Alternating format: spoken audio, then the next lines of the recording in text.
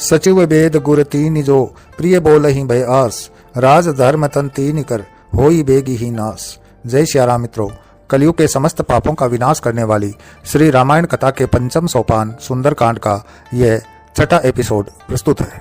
रावण ने सीता की ओर देखा, जो उसे देखते ही भय से सिमट जाती थी, आज भयहीन है।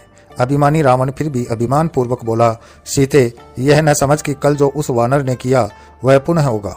वह छल से लंका में प्रवेश कर गया था, अब कोई द्वीप के तट तक भी नहीं आ सकता। यह सत्य है कि मैं तनिक बुलावे में रहा, परंतु अब सावधान हूँ और अधिक निर्मम भी हो गया हूँ।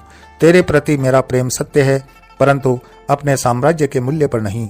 जो रावण को प्राप्त नहीं वह किसी को भी प्राप्त नहीं होगा। मेरा आशय तो समझती है न। सीता आज रोई नहीं बल्कि हंस पड़ी। सर्द हंसी मानो कालका ने दृष्टि तिरछी कर ली हो। दशानन, यह नाद सुन रहा है, यह कलरव सुन रहा है, यह तेरे काल की पदचाप का नाद है और तेरे शव पर होने वाले प्रेत नृत्य का कलरव है। संसार में मृत्यु कब आती है कोई नहीं जान पाता, परंतु तू श्री रघुवीर का ऐसा कृपापात्र हो गया है कि तुझे वे क्षण क्षण मृत्यु भेज रहे हैं और तू मूर्ख समझता ही नहीं। तेरे मस्तक पर मृत्यु की छाया देखकर सीता निर्भय है। तू सीता को पाना चाहता है तो आज प्रभु की प्रेरणा से तुझे सीता ही वह उपाय सुझाती है। अपना अभिमान और हट त्याग कर मेरे चरणों पर मस्तक रख और अभयदान मांग ले। सीता तुझे क्षमा कर देगी। जब सीता ने क्षमा दे दी तो दया के सागर श्री राम तो क्षमा कर ही देंगे। सीता तेरी रक्षक हुई, सोच मत लंकेश, यही एकमात्र विकल्प है। रावण दांत किटकिटाने लगा। सीता धिक्कार थी तो नित्य थी, परंतु आज उसकी हंसी में विष था। शब्द तीक्ष्ण बाण हो रहे थे। रावण का हाथ खड़क की ओर तो बढ़ता था, परंतु रुक जाता था। यह तो घोर पराजय होगी। उसकी विकलता मंदोदरी ने भांप ली तो वह रावण को समझाने का अंतिम प्रयास करने लगी।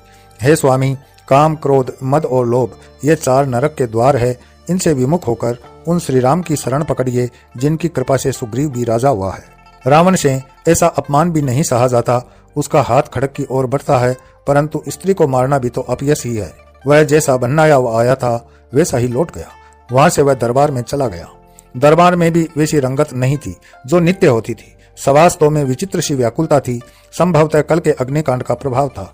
नृत्यांगना और वाद्य कुशल भी मौन बैठे थे। रावण ने सबको बारी बारी से देखा और अंततः दृष्टि विभीषण पर टिका दी। वह अभी भी निश्चिंत और शांत कैसे। साम्राज्य पर संकट आ गया था और वह माला फेर रहा था। विभीषण ने रावण को अपनी ओर लगते पाया तो हाथ जोड़कर प्रणाम किया और कुछ कहने की अनुमति मांगी। रावण ने जानकर भी कि क्या कहेगा अनुमति दे दी। इस मौन को भी तो तोड़ना था जो उसके पराक्रम पर प्रसन्न चिन्ह बन बैठा था। विभीषण की जिह्वा पर मानो सरस्वती बैठ गई थी। वह श्री राम की प्रेरणा थी। वे उनके माध्यमों से रावण के पांडित्य को जागृत करना चाहते हैं। वह तामसी है, अभिमानी है, परंतु प्रभु उसे श्रेष्ठ पंडित होने का अवसर देना चाहते हैं। यही तो उनके जगदीश्वर होने का प्रमाण है।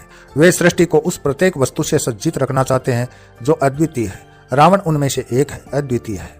उसके जैसा कृपाधीश कोई नहीं है। श्री राम के अतिरिक्त कौन जानता है कि वह क्या चाहता है। विभीषण वह कहना चाहते हैं जो कृपा के सागर श्री राम करना चाहते हैं। श्री राम रावण की विद्वता को जन कल्याण की ओर दिशा देने के इच्छुक है। रावण सर्व विद्याओं से संपन्न है और उसे उद्धार की शीघ्रता है। उसने सरल मार्ग पकड़ लिया। उसने जगदीश्वर से शत्रुता ले ली। वह लोक व्यवहार के फेर में नहीं पड़ना चाहता। वह कर्म और कर्तव्य से भाग रहा था। उसे परम पद चाहिए, परंतु छोटे रास्ते से। यही उसका हठ था। श्री राम अपने इस घनिष्ठ शत्रु को लोकोपयोगी बनाना चाहते हैं। विभीषण उसी प्रेरणा से उठ खड़े हुए। यह देखकर माल्यवान प्रसन्न है। हे राक्षस शिरोमणि, यश का मार्ग सुकर्म से ही प्रशस्त होता है। जिनकी स्तुति में देवता पुष्प लिए आकाश में नित्य खड़े रहते हैं, उन श्री राम से हट करना कहाँ की विद्वता है। प्रभु श्री राम महर्षि पुलस्त्य के वंश को उज्ज्वल कीर्ति देना चाहते हैं। हे भाई, तुमने मुझे सदैव पुत्र जैसा स्नेह दिया है। मैंने अपने कुल के विपरीत आचरण किया। जब सब महल जल गए तब भी उनकी कृपा से मेरा महल ज्यों का त्यों रहा।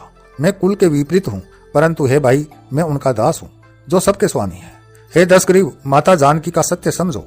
मैं आपके चरण पकड़कर आपसे विनती करता हूँ कि इस साम्राज्य का यश अपने सुकृत्यों से बढ़ाइए। मृत्यु का वर्ण सरल मार्ग है, इसे न चुनकर पुरुषार्थ कीजिए। रावण का मस्तिष्क तो पहले ही भटका हुआ था। विभीषण के शब्द सीता जैसे ही कटु वचन थे। तपस्वियों की शरण में जाने का निर्देश और परामर्श। वह अभिमान को नहीं छोड़ सकता, उसके दृढ़ रक्तिम हो गए। माल्यवान ने भी विभीषण का समर्थन कर दिया। विभीषण नीतिवान है, वे जो कह रहे हैं सब सत्य है, किंतु रावण का अभिमान सर्प की भांति फुफकार उठा। उसे माल्यवान से शिकायत नहीं है, वह तो कायर है, वृद्ध है, युद्ध में जाने से डरता है। परंतु विभीषण क्यों ऐसी कायरता दिखा रहा है? जब रावण की खड़ग उठेगी तो राम क्षीर सागर की शरण लेगा।